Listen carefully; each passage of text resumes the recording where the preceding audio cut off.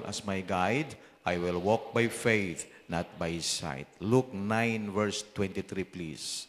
Luke chapter 9 verse 23. Mauna yung atong text for today. And I believe doon na tayo mga spiritual blessings nga makutlo o makatunan ining kabuntagon sa itong mensahe mga igsoon. Okay? Luke chapter 9 verse number 23. Atong basahog dungan mga higala, everybody read. And he said to them all, if any man will come after me, let him deny himself and take up his cross daily and follow me. Lord, salamat sa imong pulong nga mong gibasa. Nagaduol kami kanimo, nining kabuntagon, nagapaubos kami sa among kagalingon. Wala mi mahimo kung wala ikaw. Lord God, pasayloa kami sa among mga kakulangan, bisan naman sa among mga kalapasan. Nagaduol minimo Lord nga nagapasalamat sa kinabuhi nga imong gidugang. Salamat sa pribilehiyo sa pagsimba. Salamat Lord sa presensya gayud sa matag usa nining kabuntagon amahan. Ikaw Lord lamang insinto sa mong kasing-kasing taga kimi kaalam nga pagsabot, kaalam nga langit nun, kaalam nga ihibalo sa imong mga pulong Lord God. Tagay gahom imong pulong bisan naman Ginoo ang imong kubos nga lagad tabangi ko Lord wala ko'y mahimo kung sa ako lang kaugalingon. Ang gahom sa balang espiritu maguyod ang kontrolar o magakonviktar sa matag usa kanamo. Among gi-commit ang tanan, gi-claim ang kadaugan in Jesus name. Amen. Daghang salamat. Please be seated. Okay? So today is our commitment Sunday mga igsoon. It's a blessing nga naatay mga pakigsaad, naatay mga pangako nga gihimo diha gayod sa Ginoo mga kaigsuonan. So ang atong verse nga gibasa dinhi gisulti ni Jesus Christ. It is a call to self-sacrifice. Dito sa iyang mga apostles, ingon sa Bible, ingon niya, and he said to them all, if any man will come after me, let him deny himself and take up his cross daily. Dili siya sometimes, but daily, and follow me. So makita na ito mga kaigsunan nga kini ang pangita sa Ginoo nga mga followers, kanang mga followers mga higala nga willing to give up everything. Kanang nanay bitaw? Kanang dedicated and committed. Doon ay gitawag nga self-abasement and surrendering to God. So this morning, ang mensahe nito is about a genuine commitment for God. Genuine. Magisgutag genuine, it means true. Tinuod, mga igsoon. Di ba? Makita na to mga kaigsunan nga ang mga si Jesus Christ naghatag gayud og challenge. Jesus said to his disciples as a challenge to follow him. Magisgutag challenge, hagit. Hagit. Ingon si Biblia diha sa verse. You look at the second phrase, ingon sa Biblia, if any man, the word if is conditional. Buti pa sabot, choice nimo kung gusto ka o dili. Okay? If any man will come after me, first let him deny himself and take up his cross daily and follow me.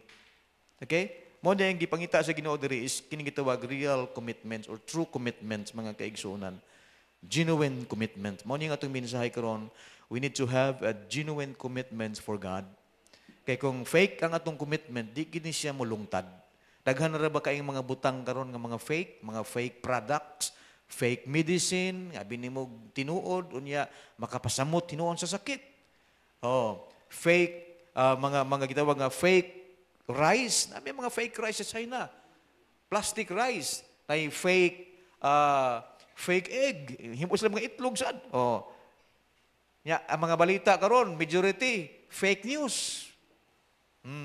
Doon na po'y gitawag nga fake friends. Kanang mga higala nga piki di ay dili tinuod nga higala. Di ba? Pahalo higala lang nimo pero dili di ay tinuod anay nga higala. So, makita na ito mga kaigsunan nga ang pangita sa Ginoo, when it comes of commitment, dapat dili fake. Dapat genuine gid mga igsoon.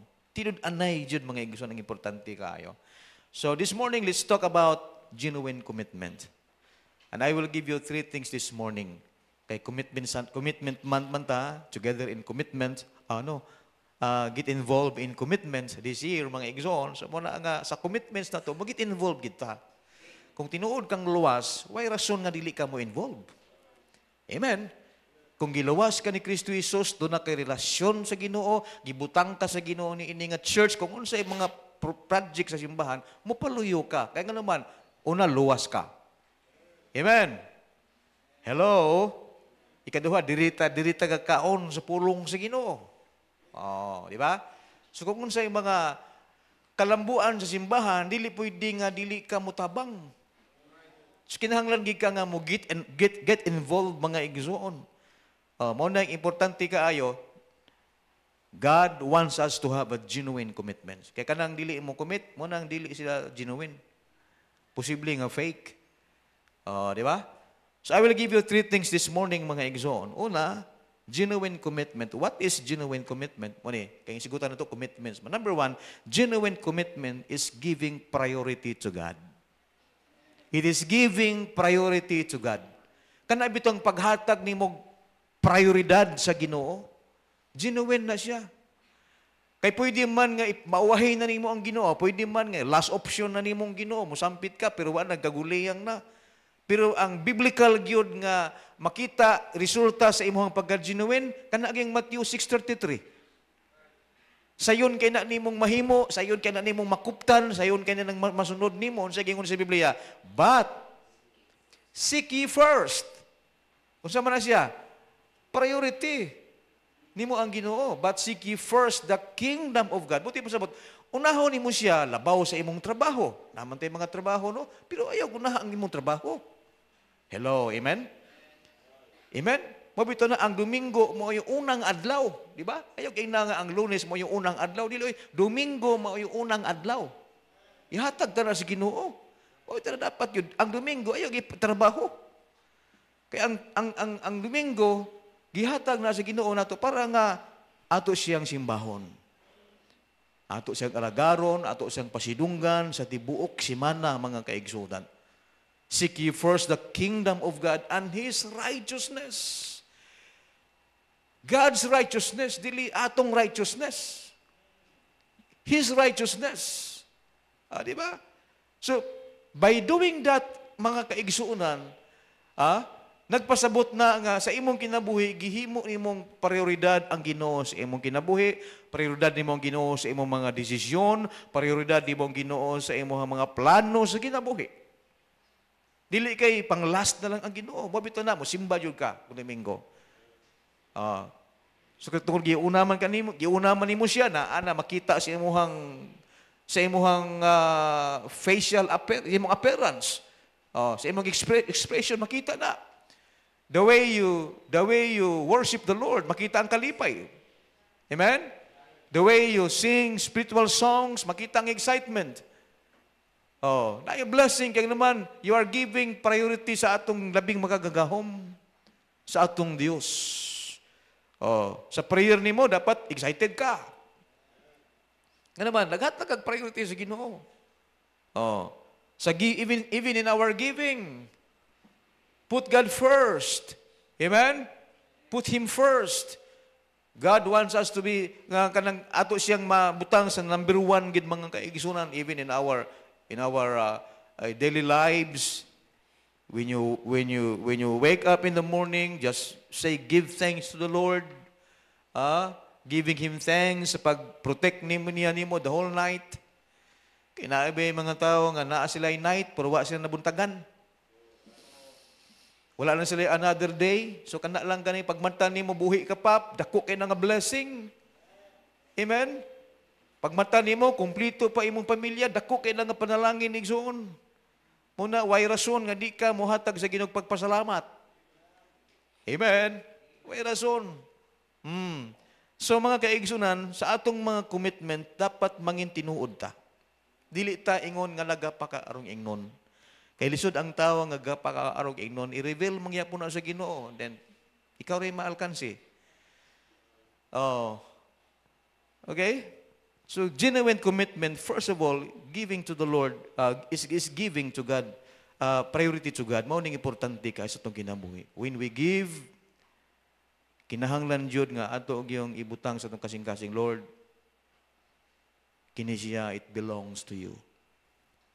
Kini siya, dili ni ako.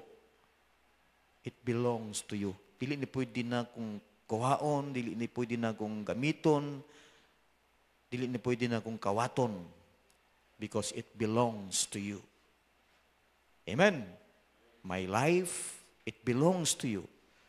Mauna nga akong kinabuhi, akong i-surrender diha kanimo. When God says, if any man will come after me, let him deny himself and take up your cross daily and follow me. Unsa man na siya? Genuine dedication ang gikinahanglan sa Ginoo. Genuine commitment ang gipangita sa Ginoo. Not fake.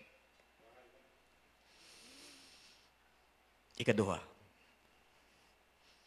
Muburo niya ako mensahe, pero samta lang ninyo. Undanon Amen? Kung sa taga-Buhol pa, undanon pod. Genuine commitment, number 2. Genuine commitment, keeping your focus on God. Not only is giving priority to God, but also keeping your focus on God. Kaya dili ka ma-out of focus, dili mawala imong pananaw ba? Nakasintro ka sa focus nimo, kasi focus nimo Ginoo. Dili mga butang sa kalibutan. Dili ang imuhang kaugalingong desire sa kinabuhi. Kung dili Ginoo, kay kung ang Ginoo ang imong focus, hinumduman nimo nga ang Ginoo is the source of everything. He's the source of life. He's the source of our strength. He's the source of wisdom. Wala tay ato unsa may source na to. Wala. Kung kuhaon sa Ginoong hangin, wala ta, patay tagtanan. Tanawa ra gud ang nahitabo dito sa Los Angeles mga igsoon. They have money, they have a good house, they have a lot of kanang na-achieve sa kinabuhi, pero pinalang kaadlaw ang tanan nawagtang. Nga naman, mga temporary lang na kanang mga butanga. Tanan nawagtang. Di ba? Buti ba sabot, tinuod ng ingon sa Bible, heaven and earth will pass away, but my word shall not pass away. Mawagtang man tanang butang, pero ang pulong sa Ginoo, sa unang mga panahon, giwagtang ni daghang naninguha nga dili nimo sanay ang Biblia.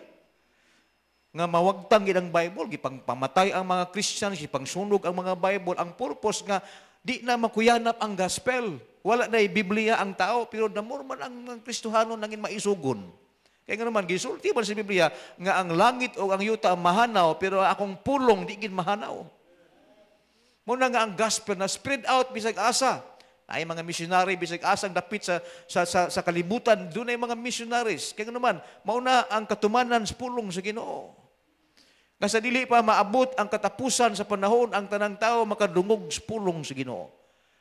Makadungog. It's either mudawat sila or mo-reject, at least nakadungog sila. Kaya panahon sa igatubang sa Ginoo, di sila kaingon, Lord, wa may nagsulti na mo, Lord. Wa may nagsangyaw na mo, Lord. Doon ay gasangyaw. Bisag asa. Naay mga programa sa telebisyon mahitungkol sa pagwali. Amen? Sa kaluwasan. Nasa mga radio stations. Bisag asa na.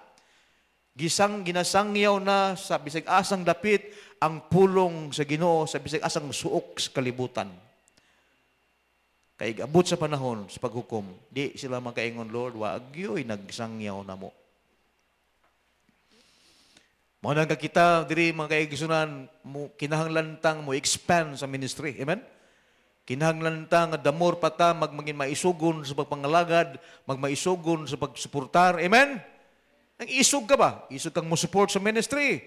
Isog kang mo get involved sa mga project sa simbahan. Isog kang magserbisyo sa Ginoo. Dili tatalawan. Amen? Ang atong kinahanglan na is genuine commitment for God, mga igsoon. Kaya kung doon natin genuine commitment for God, dili yun lisod ang paghatag prioridad sa Ginoo. Dili lisod higala ang paghatag focus na to nganha sa Ginoo. Kay kung ma-out of focus ta, ang atong unahuna ma-divert, ang atong kasing-kasing malayo na sa Ginoo, mga kaigsunan, then mga igsoon, di na tayo mapuslan sa Ginoo. Duha ra bagyo ang naninguha sa kinabuhi sa tao. Kung ang Ginoo nagkinahanglan sa atong kasing-kasing, also the devil, he wants our hearts. Amen? Gusto sa yawa nga ang atong kasing-kasing, ang atong kinabuhi, gusto niya mangin iya para iyang gubon. Amen? Para iyang bungkagon. Because si Satanas, mga kaigsoon, miani siya to destroy, to steal, and also to kill. But our God, the Lord Jesus Christ, miani siya to give us the abundant life. Amen? Kinabuhi nga malipayon. Kaya may kinabuhi nga malipayon nga kung naa ka sa Ginoo, dapat malipayon ka. Amen? Ang tinuod nga kalipay na nato makaplagan sa Ginoo, dili sa mga butang dili sa kalibutan, mga igsoon. Genuine commitment is keeping your focus. Ingon ni Jesus Christ sa mga disciples, take up your cross. Kaya kanang pag-take up of cross, bugat ba kay na? It involves sacrifice. It involves kanang gitawag kanang bitawag total surrender sa Ginoo. Take up your cross, the cross of persecution, shame, pain, emptiness. Imo nang pasaanon. Di man pwede nga, brad, pwede pasaanon nimo akong cross. Ay gihatag kasi napon na cross. Oh. And follow me. Lisod ning magsunod ka nga naagi bugat imong lawas, naagi gipasaan. Pero mga kaigsunan, when we take up our cross and follow Jesus, mga kaigsunan, na diha ang igitawag nga right path nga imong gisubay da sa Ginoo. Wala ka sa lane nga distraction sa unahan. Naa ka sa right lane. Ingon sa Bible sa Hebrews chapter 12 verse 2, looking unto Jesus, the author and the finishers of our faith. We need to fix our eyes on God. We need to have focus on the Lord. Because the moment we fix our eyes on God, dili ta easily nga mo maunlod. Naka-focus ka sa Ginoo. Dili ka dali nga ma-discourage. Dili ka dali nga abi usa sa mga dapat i-overcome na to is kaning mga discouragement eh. Oh, di ba? Naman tayong mga discouragements sa kinabuhi, natin mga discouragements sa mga commitments. Oh. Kung wala tayo genuine commitment sa Ginoo, pwede ka magunaw-una nga kapuya aning nakadako aning commitment nga gihimo ni pastor. Unsa man ni pastor oy? Wa ni mo na tanawang unya eh. Amen? Kung ang tanaw na mo, ang imong kakomportable lang ni mo diri, aircon diri, bugnaw na kaay ni, hiluna na kaay diri, nindot na kaayo. Kung kutob lang ka diha, the same, ginaari lang tagihapon. But God wants us to grow. God wants us to grow, mga kaigsunan. Dili ta mangin kontento kung unsang gihatag sa Ginoo. Ministry, mga kaigsunan, kinahanglan mo grow siya. Amen? Di ba? So kinahanglan ta nga sa atong pag-focus sa Ginoo, pahatag focus sa Ginoo, ang atong commitment magiging dili gyud mawala. Don't give up. Let us run with patience. Para dili ta mawala sa focus, run with patience. Serve the Lord with patience. Amen? We need to serve the Lord with persistency, with endurance, with determination, kana nga motivation, kung ato na yung i-apply, mga kaigsoon, dili tama out of focus sa Ginoo. Bisag unsang hardship sa kinabuhi, makitaan pa ka sa simbahan. Ang imuhang panagway, makitaan pa sa simbahan. Ang imong presensya, makitaan pa sa simbahan. Kaya naman, naa ka nakasintro sa Ginoo. What we need to have is genuine commitment. Pangayuonon nato na sa Ginoo, Lord, tagay ko og commitment nga tinud-anay jud, Lord. Kanang tinud-anay nga ako og yung mabarugan. Kanang ako og yung makuptan. Kanang ako og yung mahimo by your grace, O God. Kasya ra magina sa Ginoo ang tanan. Amen. Number 3. Genuine commitment is more than involvement. Maunang number 3 na to. Genuine commitment is more than involvement. Ganun nang inaanak man na, pastor? Pwede man ka maka-involve nga wa kay commitment. Amen? Pero dili pwede mga higala nga doon na kay genuine commitment nga di ka maka-involve. Amen? Hello? Pareho ra gud na gud sa sayings nga nagaingon sa atong about love bitaw. You can give without love, but you cannot love without giving. Right? Amen? Pwede kang makahatag nga wa kay gugma. Pero dili pwedeng nahigugma ka nga wa kay gihatag. The same kung doon na tayo genuine commitment, mga kaibigan, because genuine commitment is more than involvement.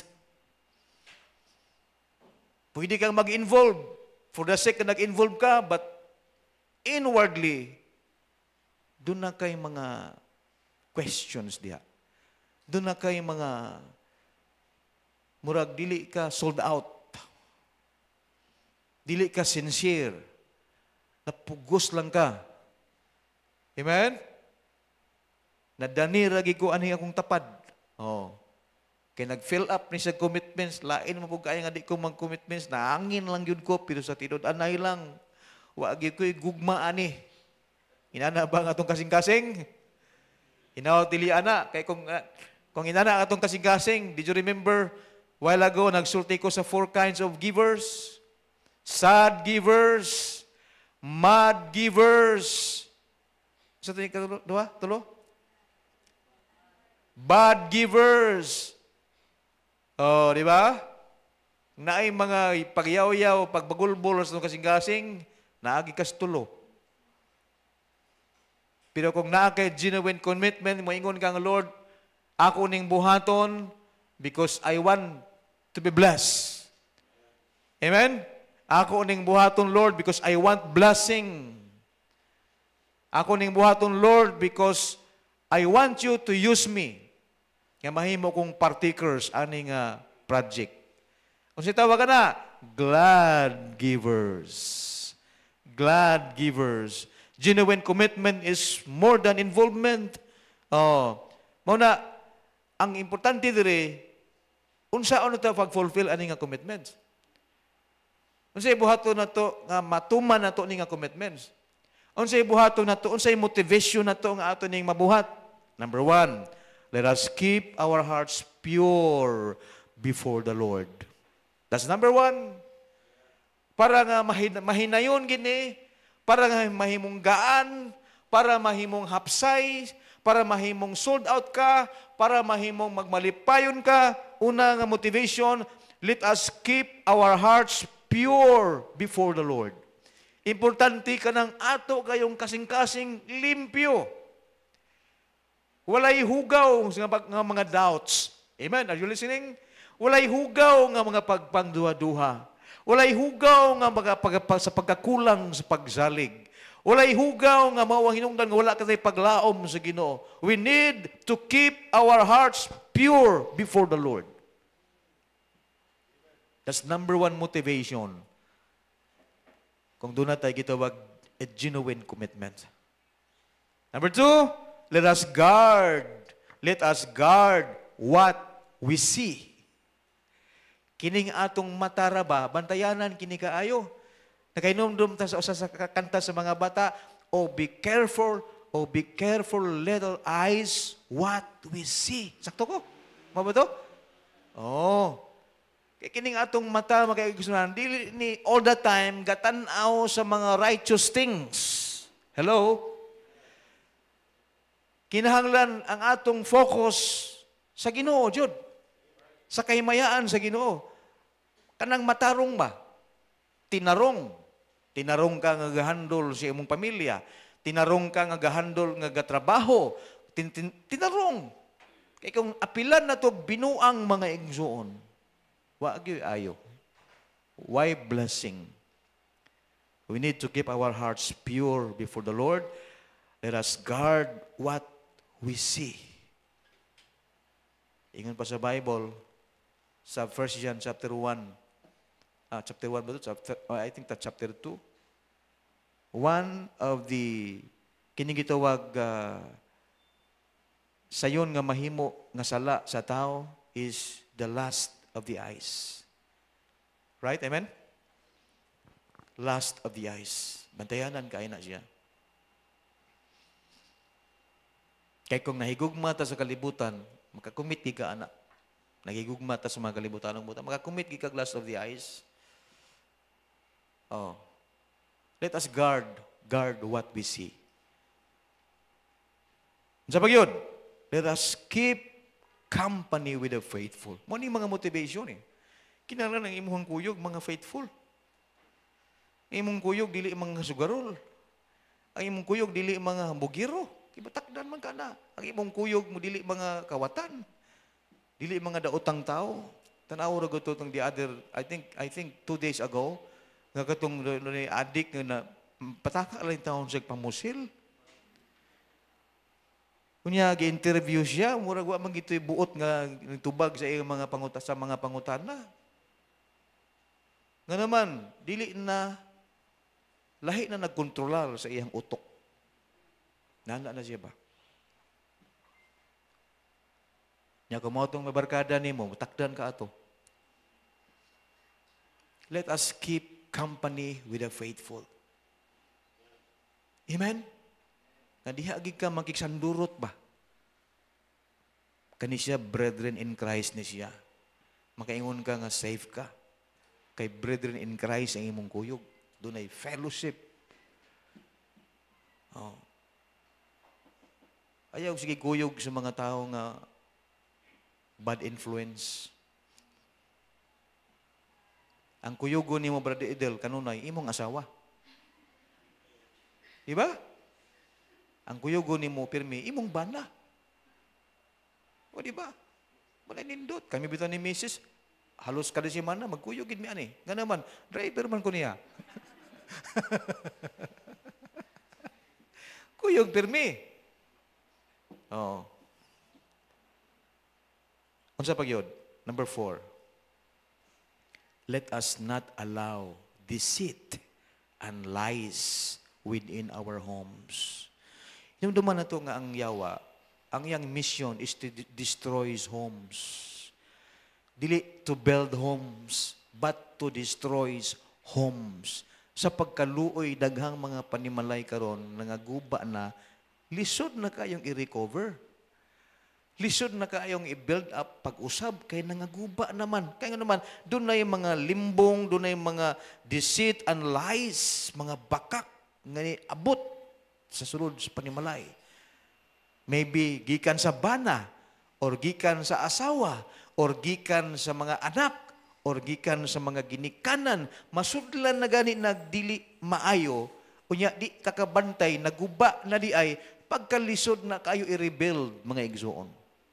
Matud pa sa mga panday, o bisan ang mga engineer, it is easy to build up a new building than to renovate. Sakto na, Engineer Idel? Sakto ba ko? Brother Jimenez, sakto ba ko? Sa mga panday, sayon kay mo tukod, sa sugod ba? Sang sa magguba pa ka niya, mag-rebuild ka ba? Mag-renovate. Piting lisura. Mauna nga sa pamilya na to, risod kaayo kung ano yung mga guba ba, i-rebuild ni mo, risod kaayo. Nawala na ang trust. Kana importante magigkaayo gid nga makapalig-on sa relationship, pagsalig. Amen? Kanang pagsalig, mawala na ganin ang pagsalig, mga igsuon. Ambot lang. Pagsalig, unsa pagyod? Trust. Kami hatag sa ikaduha, unsa man? Importante sa relationship, sa couple. Ha? Love. Mo nang uban ng mga couple, ang tawagan nila, love. Pero bantay mo, ana. Eh, basig malabutaw na. Ha? Love. Ano ba? Basig labhag na. Amen? Kami ni Mrs. Ga. O say, kuga-kuga, sad. Ha? Ano ba? Ako ipasabot mga igsoon, genuine commitment, importante, oy. Kung naay genuine commitment, kung naa may mga lapses diha, naa may mga disagreements diha, tungod kay doon na mo'y genuine commitment, masitol ra gyud. Hello, amen? Masitol ra gyud tungod sa genuine commitment, diha man na ubos ana, ilawom ana, naa diha ang forgiveness. Amen? Hello, amen? Naa diha ang forgiveness, unya pikas pod ana, naa diha ang acceptance. Kay doon naman mo'y genuine commitment. Kay kung wala mo'y tinud-anay nga commitment, matag-usa, una, digig ka mo angkon.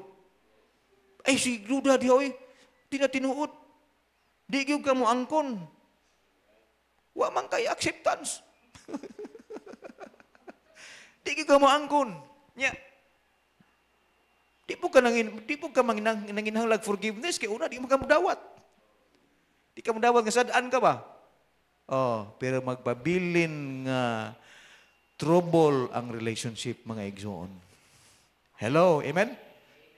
Trouble ang relationship.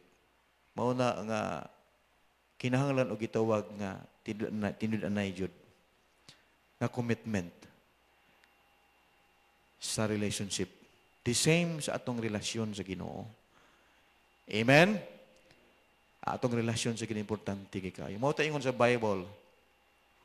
Lastly, I want you to look at your Bible in John chapter 15. Naa diha ang mga verses nga nag-remind nato that we need to be consistent in our faith in God, in our abiding in the Lord. Makita nato diha mga kaigsunan. You look at verse number 4. John 15 verse number 4, what was the Bible says? Ingon sa Biblia, abide in me. Pabilin ka kanako. Kanang pagpabilin ba? Pabilin.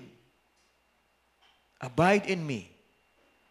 And my words, and I in you, as the branch cannot bear fruits of itself, except it abide in the vine.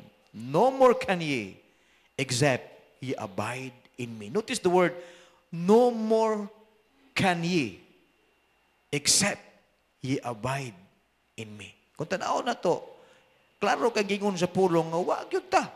Kung di ta mo pabilin sa Ginoo, wag yun. Oh, kung sa may atong ipasigarbo, wala.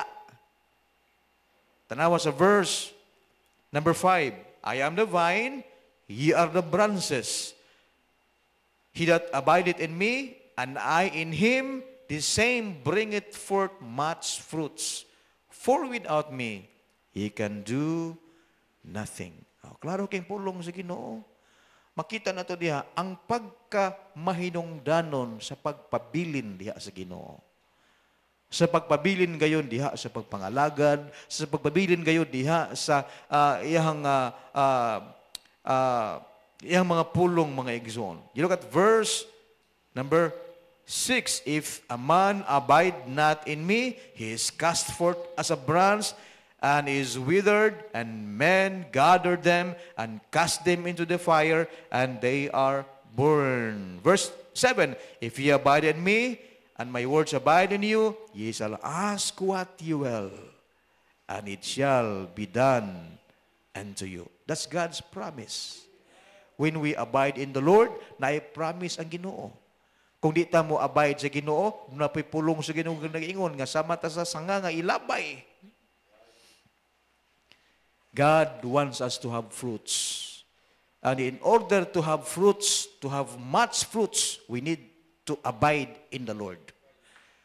We need to have a genuine commitment sa Ginoo para nga mangin mabinungahon ang atong mga kinabuhi. Amen? Hello, amen? Inaol ka ang mensahe, nakahatag na tugdugang pang enlightenment sa kinabuhing Kristohano may tungod sa gitawag commitments. Let's make a commitment. Let's do it for the Lord. Let's do it for God. Heavenly Father, in the name of Jesus Christ, Lord, we thank you for your blessing. We thank you, God, for reminding us. Gikan sa imong mga pulong Ginoo, among nakita ang pagkamahinungdanon sa tinuod gayud nga commitment diha nimo. Help us, Lord, to be committed. Help us, Lord, nga mulaom mi diha kanimo. Help us, Lord, nga amo ning kuptan. Help us, Lord, nga amo ning barugan. Thank you, Lord, for the blessings that we have this morning gikan sa imong mga pulong, O God. Tabangi mi nga mahimo kaming blessing, maging mabinungahon sa among kinabuhing espirituhanong kinabuhi, sa among Christian life. Help us, Lord, nga mahimo kaming panalangin sa among matag pamilya, sa mga katawhan, labi na sa simbahan. Help us, Lord, nga mangin partakers kami sa mga burdens, sa mga desires, sa mga kalambuan sa imong buluhaton.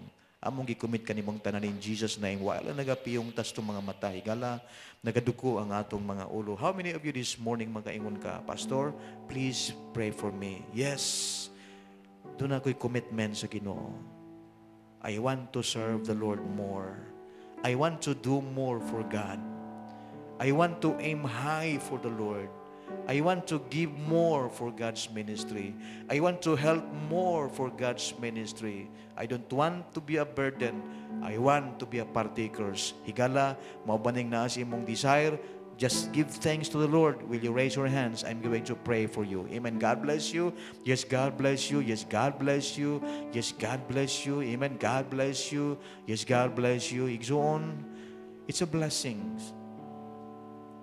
God wants us to be a blessings. I remember the songs na nagaingon, make me a blessings. Make me a blessings. Now is the time. Na gusto tato na atong kinabuhing Kristiyano mahimong blessings sa Ginoo. Pangayawa sa Ginoo. Just come, just stand to your feet and come forward and pagigsulti sa Ginoo mahitungod sa mga blessing, mga igsoon. Makabarog ba ka diha? Amen? Pastor, please pray for me. Salamat sa mensahe. Salamat sa pulong sa Ginoo. Salamat sa lihok sa gahom sa balang Espiritu. Lord, salamat sa mga reminders. Salamat sa mga pagtulunan karong buntaga. Lord, please help me to have a genuine commitment. Amen. God bless you. Anybody else? Come on, kinsa pa? Amen. God bless you. Just keep on talking to the Lord. Pangayoon ta na sa Ginoo. Help me, Lord, nga mahimo kong sincero ani. Tungod ikaw, nakita na ko ang imuhang lihok pod sa akong kinabuhi. Despite of my trials, despite of my struggles, despite of my hardships in life, Lord, gatrabaho gihapon ka. Nakita na ko ang imong lihok. Nakita na ko, Lord, that you are still working on me. Igsoon, ingana ang kinabuhing Kristohanon. Whatever circumstances we face, just commit everything to the Lord. Diha ka magmalipayon sa kinabuhi. Diha ka mangin kontento sa imong kinabuhi. Just give thanks to God and be willing to help. Just be willing to take up your cross and follow Jesus. No turning back. No turning back. Thank you, Lord, for the blessings. Thank you, God, for what you have done in our lives. Thank you, Lord, for your people. We give you thanks. We give you honor. We give you glory. In Jesus' name, amen and amen.